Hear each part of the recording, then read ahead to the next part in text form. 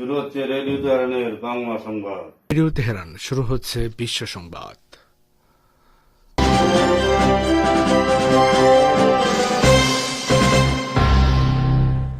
প্রথমে জানিয়ে দিচ্ছি সংবাদ শিরোনাম।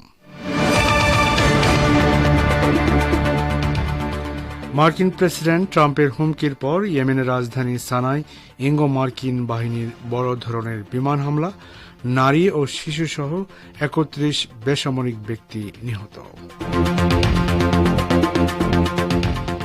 ইয়েমেনে আক্রমণকারীদের বেদনাদায়ক শাস্তি দেওয়া হবে বলে সর্বোচ্চ রাজনৈতিক পরিষদের ঘোষণা, পাল্টা আঘাত হানার হুমকি দিল হুথি আনসারুল্লাহ আন্দোলন।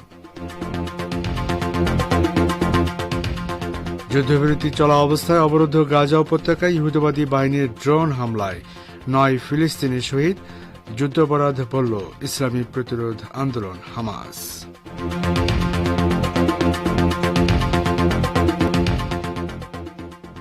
এবং বাংলাদেশে বুয়েট শিক্ষার্থী আবরার ফাহাদ হত্যা মামলায় ২০ জনের মৃত্যুদণ্ড এবং ৫ জনের যাবজ্জীবনের সাজা বহাল রেখেছে হাইকোর্ট, পরিবারের সন্তোষ প্রকাশ।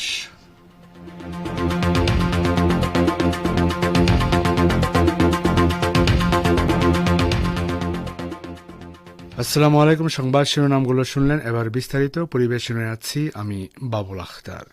ইয়েমেনের রাজধানী সানায় বড় ধরনের বিমান হামলা চালিয়েছে মার্কিন ও ব্রিটিশ বাহিনী। শনিবার রাতের ওই হামলায় নারী ও শিশুসহ ৩১ বেসামরিক ব্যক্তি নিহত হয়েছেন।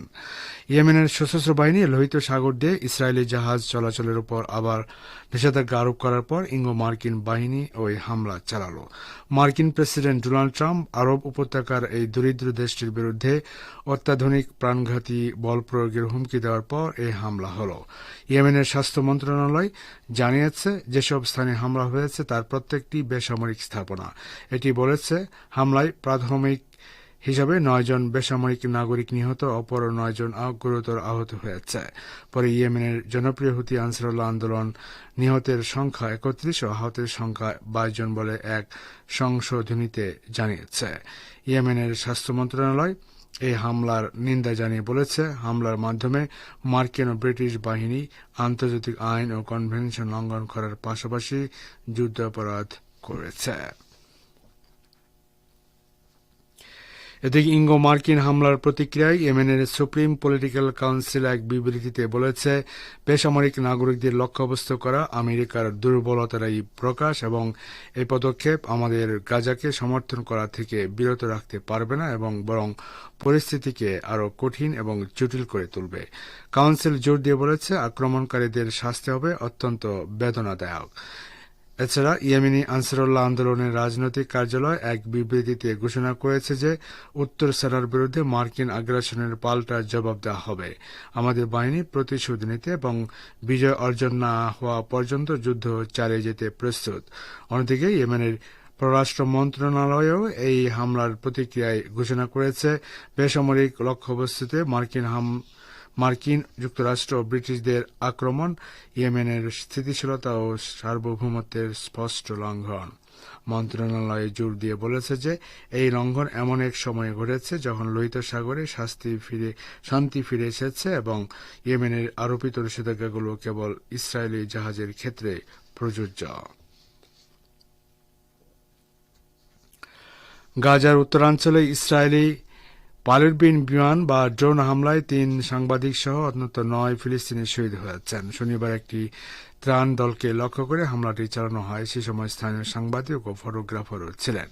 প্রত্যক্ষদর্শী এবং সাংবাদিকরা জানিয়েছেন, বেত লাহিয়া শহরে গাড়িতে থাকা ত্রাণকর্মীরা দাতব্য সংস্থার জন্য একটি মিশনে ছিলেন। যখন তাদের উপর হামলা চালানো হয় তখন তাদের সাথে সাংবাদিক এবং আলোকচিত্রীরাও ছিলেন।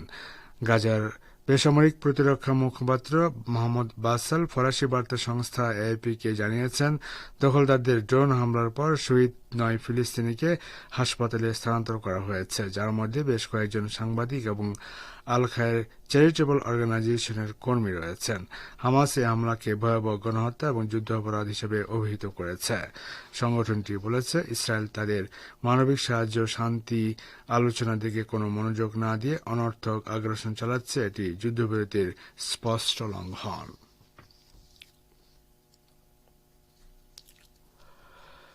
ফিলিস্তিনের ইসলামী প্রতিরোধ আন্দোলন হামাস বলেছে এটি গাজা যুদ্ধবিরতির সর্বশেষ আলোচনায় মধ্যস্থতাকারীদের একটি প্রস্তাব মেনে নিয়েছে। এবার ইসরায়েল তা মানবে কিনা সেটি তেল আবিবের উপর নির্ভর করছে এবং বল এখন ইসরায়েলের কোর্টে রয়েছে বলে হামাস মন্তব্য করেছে। হামাসের মুখপাত্র আব্দুল লতিফ আল কানো শনিবার এক বিবৃতিতে একথা জানিয়ে বলেছেন, তাদের আলোচক দল মিশরের রাজধানী কায়রোর ফিরে গেছেন এবং তারা যুদ্ধবিরতির সর্বশেষ পরিস্থিতি নিয়ে মিশরীয় কর্মকর্তাদের সঙ্গে সলা পরামর্শ করছেন।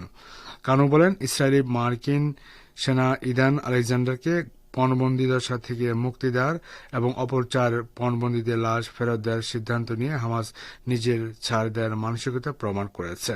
এর মাধ্যমে হামাস মধ্যস্থতাকারীদের পক্ষ থেকে উত্থাপিত প্রস্তাবের ব্যাপারে ইতিবাচক সাড়া দিয়েছে বলেও তিনি উল্লেখ করেন।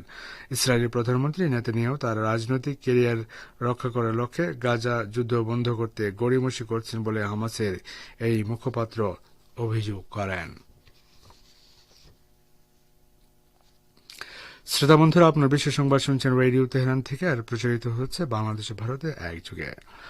বাংলাদেশ প্রকৌশল বিশ্ববিদ্যালয়ের শিক্ষার্থী আবরার ফাহাদ হত্যা মামলায় 20 জনের মৃত্যুদণ্ড এবং 5 জনের যাবজ্জীবনের সাজা বহাল রেখেছে আদালত। আজ বিচারপতি এ কে এম আসাদুজ্জামান ও বিচারপতি সৈয়দ এনায়েত হোসেনের হাইকোর্ট বেঞ্চ আসামিদের আপিল খারিজ করে এই আদেশ দেন। রায় ঘোষণার পর সাংবাদিকদের কাছে তাৎক্ষণিক প্রতিক্রিয়ায় আবরার ফাহাদের বাবা বরকতুল্লাহ বলেন, হাইকোর্টের রায় সন্তুষ্ট, এখন সব প্রক্রিয়া শেষে দ্রুত রায় কার্যকর দেখতে চায়। 2019 সালের 7 অক্টোবর বুয়েটের 2য় বর্ষের ছাত্র আবরারকে আবাসিক হলে ছাত্রলীগের একদল সন্ত্রাসী পিটিয়ে হত্যা করে।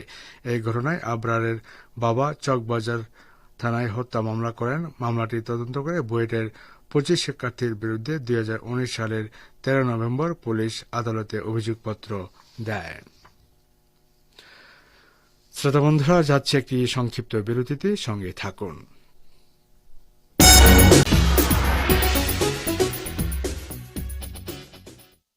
আবার ফিরছি বিশ্ব সংবাদে। পাশ্চাত্যের নিষেধাজ্ঞা ইরানের তেল রপ্তানি বন্ধ করতে পারবে না বলে দৃঢ় প্রত্যয় জানিয়েছেন ইরান সরকারের মুখপাত্র ফাতেমে মোহাজ্জেরানি। তিনি বলেছেন, আন্তর্জাতিক জ্বালানি বাজারে ইরান নিজের অংশীদারিত্ব ধরে রাখতে বদ্ধপরিকর। তিনি শনিবার নিজের ভেরিফাইড এক্স পেজে লিখেছেন, ইরানের তেল রপ্তানি বন্ধ করা যাবে না। বৈশ্বিক তেলের বাজারে নিজেদের শেয়ার ধরে রাখার ব্যাপারে আমরা কোনো ছাড় দেব না। তিনি বলেন, বেশ কয়েকজন মন্ত্রীকে নিষেধাজ্ঞা প্রতিহত করার দায়িত্ব দেওয়া হয়েছে এবং তেল মন্ত্রণালয় এ কাজে কেন্দ্রীয় ভূমিকা পালন করছে। ইরানের তেলমন্ত্রী মোহসেন পাকনেজাদের বিরুদ্ধে সম্প্রতি মার্কিন প্রশাসন যে নিষেধাজ্ঞা আরোপ করেছে তার তীব্র নিন্দা জানান মোহাজ্জেরানি। তিনি বলেন, এর আগের নিষেধাজ্ঞা অকার্যকর করে দিয়ে ইরান যে সফলতার পরিচয় দিয়েছিল তা থেকে সৃষ্ট উষ্মার কারণে তেলমন্ত্রীর বিরুদ্ধে এই নিষেধাজ্ঞা দেওয়া হয়েছে।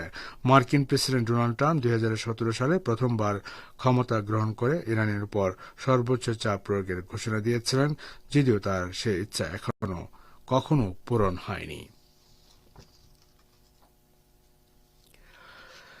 ইউরোপীয় দেশগুলোর সঙ্গে পারস্পরিক সম্মান ও যৌথ স্বার্থের ভিত্তিতে সংলাপে বসতে নিজের প্রস্তুতি ঘোষণা করেছে ইরান।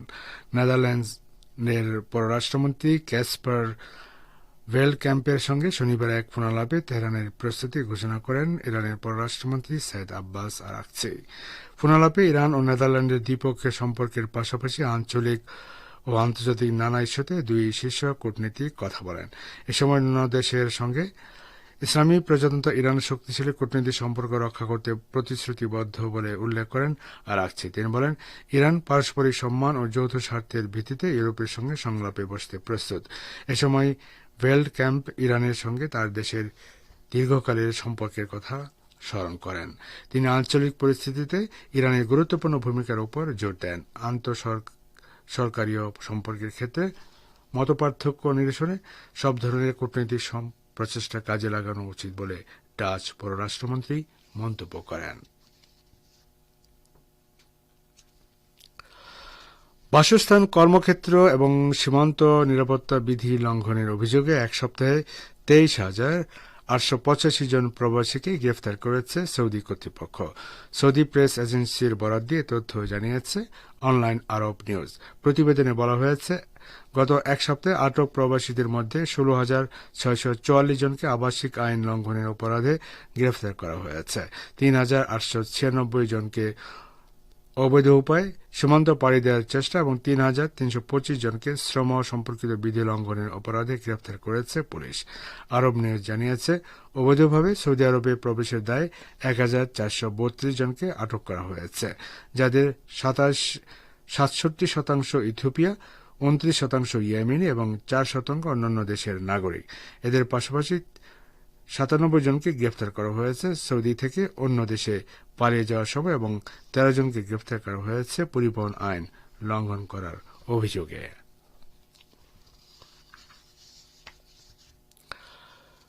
মার্কিন যুক্তরাষ্ট্রের দক্ষিণ পূর্বাঞ্চল কয়েকটি অঙ্গরাজ্যে টর্নেডো এবং তীব্র ঝড়ের আঘাতে অন্তত 34 জন নিহত হয়েছে। এর মধ্যে মিসৌরি অঙ্গরাজ্যে নিহত হয়েছেন 12 জন। এছাড়া কানসাসে ধূলিঝড়ের কারণে 55টিরও বেশি যানবাহন দুর্ঘটনার শিকার হয়, এতে কমপক্ষে 8 জন মারা গেছেন। ট্র্যাকার পাওয়ারহাউসের তথ্য অনুযায়ী রোববার রাত পর্যন্ত মিশিগান, মিসৌরি এবং ইলিনয়সহ 7টি রাজ্যে 2,50,000 বেশি বাড়ি বিদ্যুৎহীন ছিল। পূর্ব লুইসিয়ানা, পশ্চিম জর্জিয়া, মধ্য টেনেসি এবং পশ্চিম ফ্লোরিডা প্যানহ্যান্ডেল জুড়ে টর্নেডোর সতর্কতা জারি করা হয়েছে। যুক্তরাষ্ট্রের জাতীয় আবহাওয়া কেন্দ্রের বরাতে ব্রিটিশ গণমাধ্যম বিবিসির প্রতিবেদনে বলা হয়েছে, শুক্রবার রাত এবং শনিবার ভোরে 26টি টর্নেডো আঘাত হানার খবর পাওয়া গেছে। আরকানসাস, ইলিনয়স, মিসিসিপি এবং মিসৌরি অঙ্গরাজ্যের কিছু অঞ্চলে শক্তিশালী বজ্রপাত হয়েছে। মার্কিন প্রেসিডেন্ট ডোনাল্ড ট্রাম্পের প্রশাসন ভয়েস অব আমেরিকা, ভিওএ সহ অন্যান্য সরকারি অর্থায়নে পরিচালিত গণমাধ্যমের কর্মীদের বাধ্যতামূলক ছুটিতে পাঠিয়েছে। এর ফলে বেশ কয়েক দশক ধরে চলতে থাকা এসব গণমাধ্যমের কার্যক্রম বন্ধ হয়ে গেছে। ভয়েস অব আমেরিকার পরিচালক মাইকেল আব্রামোভিচ জানিয়েছেন, তাদের সাংবাদিক, প্রযোজক ও সহকারী সহ 1300 কর্মীর সবাইকে বাধ্যতামূলক ছুটিতে পাঠানো হয়েছে। এভাবে প্রায় 50টি ভাষায় পরিচালিত একটি সম্প্রচার মাধ্যমকে পঙ্গু করা হচ্ছে।